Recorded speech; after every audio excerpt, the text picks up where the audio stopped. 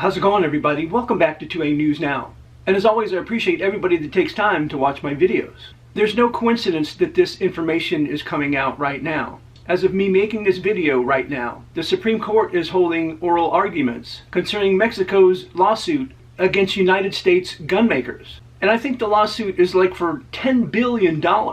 Also, we know Democrats at the state and federal levels are always trying to ban firearms or make laws to make it harder for law-abiding citizens to own firearms. And what I'm going to talk about now has been a topic before, but there are those who want to ban .50 caliber sniper rifles. And also, if you currently own one, they would have to be registered as an NFA item. I don't know about you guys, but have you ever heard of a crime being committed in the United States where somebody used a .50 caliber sniper rifle? Let me know if you've heard of one. But the people that want to ban this sniper rifle, it's really not because anything that's happening in the United States, because they say they're being used in Mexico.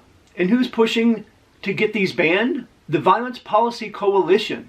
And you have to remember groups like the Violence Policy Coalition and Giffords and Moms Demand Action and others, whatever they have to say, the Democrats in Congress are listening. They have their ear, and they meet with them quite a few times a year. And the Violence Policy Coalition has even released a 34-page study, which they caption as Long-Range Terror, how U.S. .50 caliber sniper rifles wreak havoc in Mexico. And right now, the Supreme Court is hearing oral arguments about Mexico suing U.S. gun manufacturers. And of course, in their study, they blame U.S. gun manufacturers on the violence that's happening in Mexico.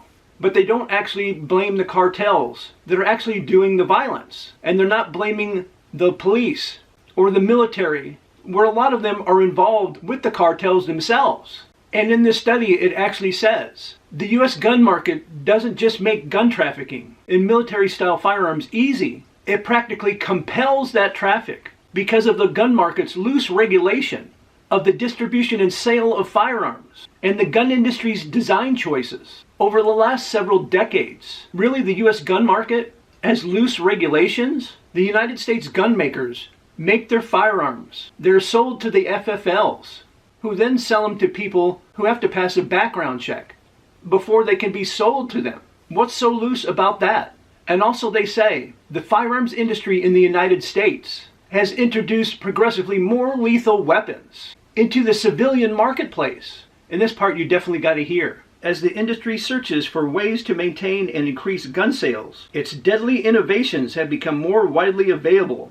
These range from next-generation semi-automatic pistols, including so-called pocket rockets, small, high-powered handguns marketed primarily for concealed carry, to a wide range of military-style assault weapons, including assault pistols, rifles, and shotguns. In each of these cases, the gun industry used increased lethality, increased killing power as a principal selling point for civilians. The gun industry used increased lethality, increased killing power? How in the heck did they do that? These are all just words, but they never explain in detail what firearms that have been made that can accomplish these feats. They want to blame the gun violence that's happening in Mexico by the cartels on the gun manufacturers in the United States.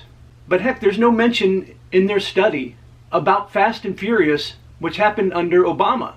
And also in their study, they used a report from 2021 by the ATF that shows that .50 caliber sniper rifles account for about 0.5% of firearms recovered in Mexico and that were traced to the United States. That's right, 0.5%. But yet the Violence Policy Coalition wants to ban them. And if you own one, you would have to register it as an NFA item. Make that make sense.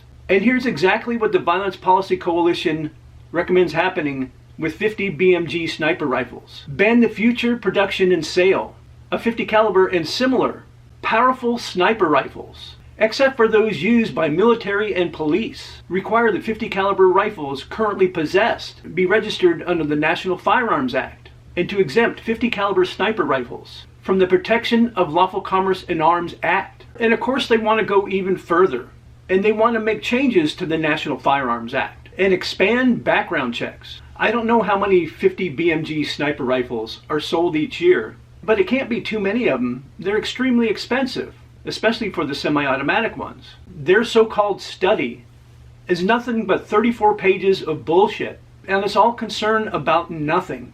As they say, it's a big nothing burger. And I guarantee you, most of the Democrats in Congress don't know anything about 50 BMGs at all. And all they will know about is this biased 34-page piece of crap that their lobbyists will take to the Democrats so they can propose a bill to ban them and save lives.